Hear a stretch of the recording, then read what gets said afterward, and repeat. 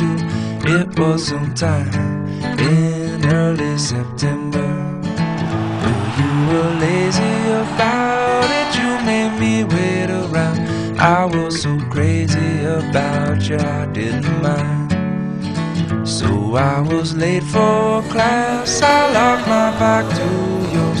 It wasn't hard to find your painted flowers on. Guess that I was afraid that if you rolled away, you might not roll back my direction real soon.